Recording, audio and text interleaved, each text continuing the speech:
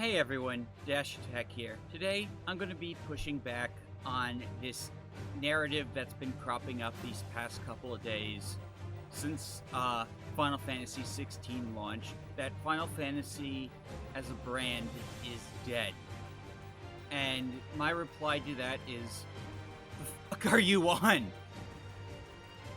Yeah, it just seems like everyone from like the most ardent Final Fantasy shills to like the biggest haters are just like dumping on this franchise, saying it's dead, it's dead, it's dead. Please stop thinking about it. It's dead. Final Fantasy's super dead, you guys.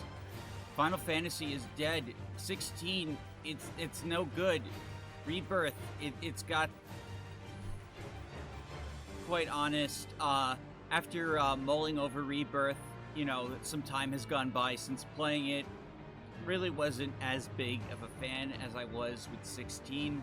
But I think that's mostly due to the fact that, I don't know, it's just a rehash of an older story.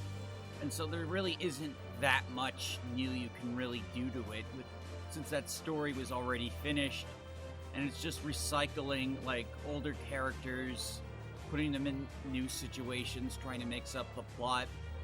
I don't know, like, the remake trilogy is just, like, you know, yeah, like, the gameplay is fun, but, like, I don't know, as far as, like, a story experience, and for me, Final Fantasy is the story experience.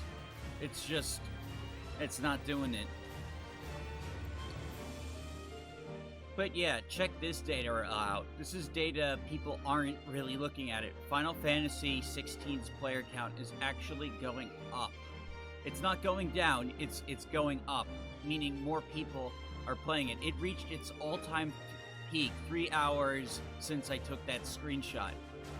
And based on data from Game Analytics, on Steam, Final Fantasy XVI has sold about 232.4K and has made $10.4 million.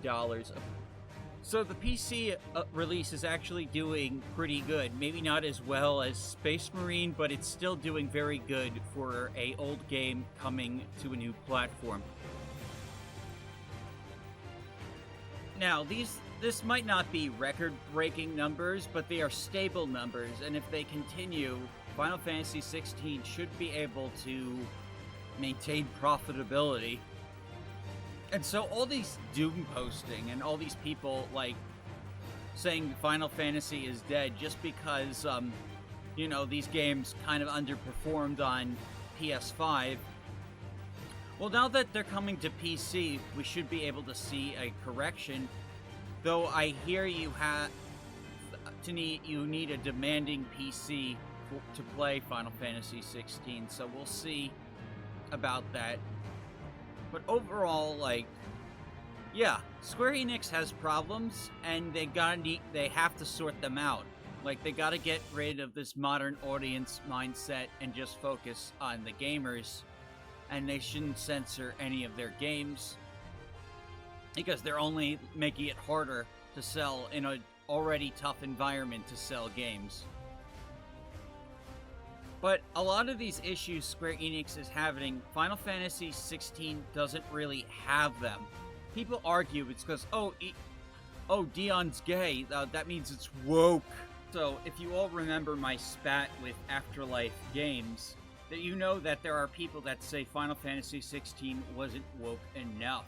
So you have people on both sides of politics just, like, harping on this game, saying it's doesn't meet their expectations of what a game should be. And 16 was freaking fantastic to me, so I don't know what these people are talking about. Like, if your idea of Final Fantasy is just Final Fantasy VII, and you see the remakes not being as exciting, then, I don't know. Like, maybe you need a broader sense of what Final Fantasy actually is. Because Final Fantasy is a new entry every time. Every game does something a little bit different. And that's how it's been for a long time. But the core theme is epic story and epic characters. That's what makes Final Fantasy Final Fantasy. An epic world, an epic story, an epic journey. And in 16, we totally get that. And not only do we get that, but we got probably one of the best blends of dark fantasy with regular Final Fantasy. 16, from a story perspective, was a return to form, but also an explanation of new things. And to quite frankly, I think it really broke a lot of the current industry trends when it comes to how stories are told. Like in the West, we all have to we need all these sensitivity readers and all this bullcrap to make sure nobody gets offended. And then here's Final Fantasy XVI tackling white slavery of all things. There's been this push in modern American society to make slavery a race issue only, when it has been a conceptual institution since the beginning of time, and dehumanization can affect anyone.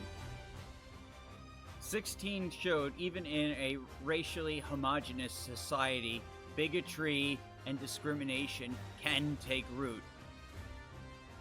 Now tell me, would a Western writing team be able to tell that kind of story? No, they absolutely would not. Sure, the combat system can be kind of tedious. Sometimes you don't do the right amount of damage. Sometimes you pick really bad loadouts. And then other times you pick these really good combos and just totally cheese the entire game. But, yeah, that's new for Final Fantasy, but I didn't hate it. All it did was encourage me to get even better at the combat system and learning how to maximize all my abilities. Now, I don't think all Final Fantasy games should be like 16, but I don't see a problem with an anthology series experimenting with different gameplay each iteration. They can always go back to turn-based at any time, and quite frankly, I think they will at some point, either with a smaller budget game or even a higher budget game. There's evidence that there is still demand for turn-based combat, so I'm pretty sure we will get an entry in the Final Fantasy series that is turn-based at some point. Until then, we'll just have to wait and see. Thank you all for watching this video. I'm Dash Attack, and I'll see you all next time.